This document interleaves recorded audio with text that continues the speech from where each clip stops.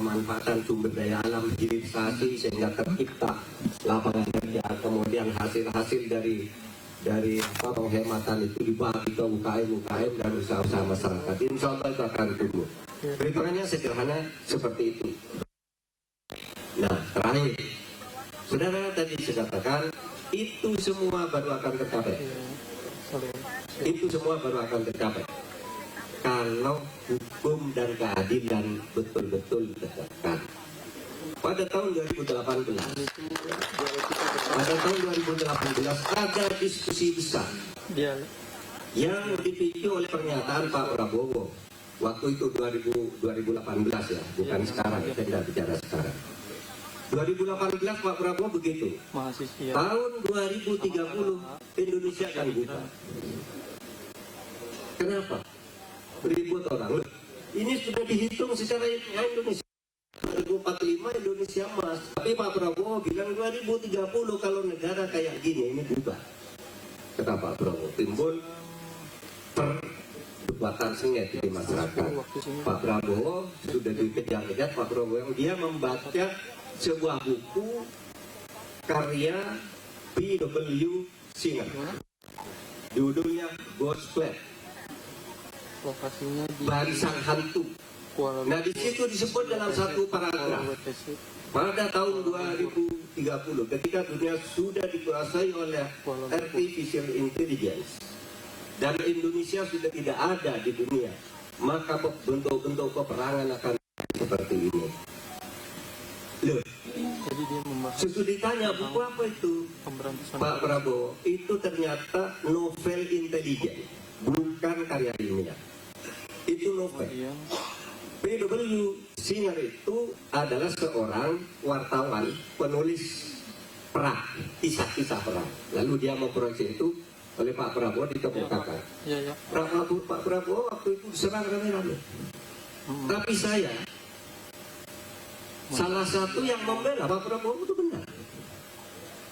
Karena kalau keadaan seperti sekarang, korupsi merajalela, pelanggaran hukum luar biasa, keadilan sudah tidak ada yang ngurus, maka tahun 2030 itu mungkin Indonesia sudah tidak akan pernah menjadi Indonesia emas di tahun 2040 ini.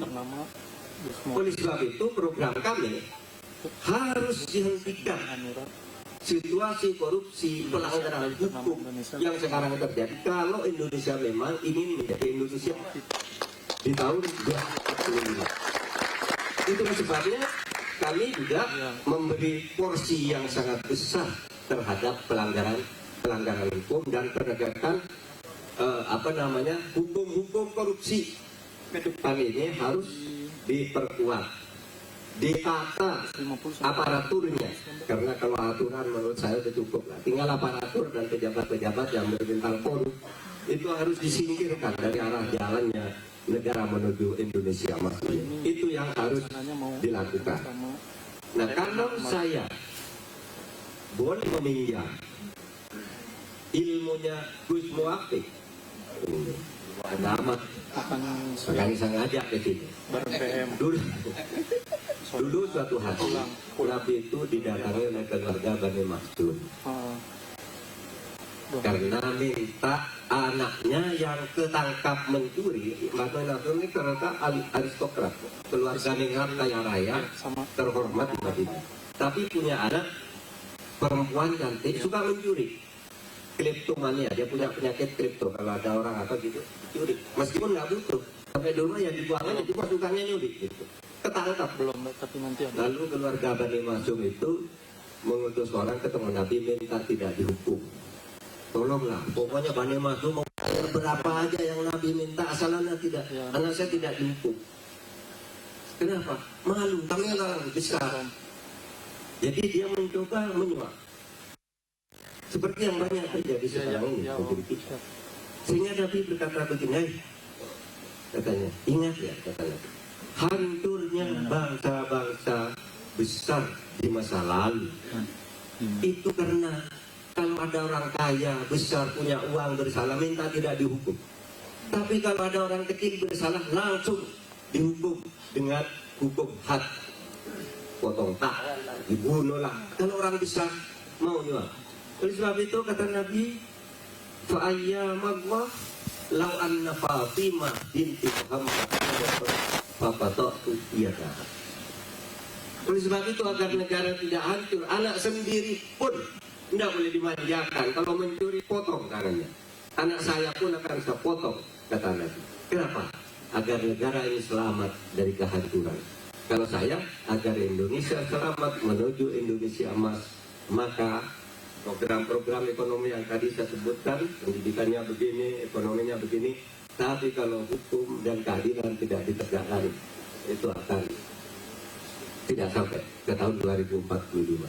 Kami menawarkan agar kita betul sampai ke tahun 2045, bukan dengan hanya program ekonomi, tapi juga program penegakan hukum, keadilan, dan pemberantasan korupsi, tentu dengan perlindungan hak asasi manusia sebagai basis penyelenggaraannya. Terima kasih.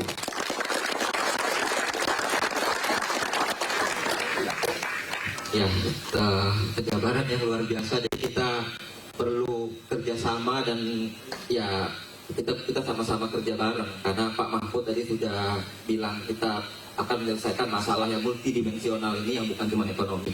Mungkin karena kita formatnya dialektika itu dialog sekritis apapun teman-teman. Jadi di sini ini adalah ruang netral dalam artian seperti yang informasi yang kita sebarkan, kalau ada gagasan, ada kritik, ada aspirasi, maka silahkan pertanyaan juga silahkan sampaikan. Dan mungkin untuk yang tahap pertama ini saya coba ngambil 3 pertanyaan dulu, siapa aja boleh ajukan tangan dan tanya langsung ke poinnya. Kalau bisa teman-teman yang tinggal di Malaysia, yang kita dari PMI atau mahasiswa, ya, silahkan mungkin.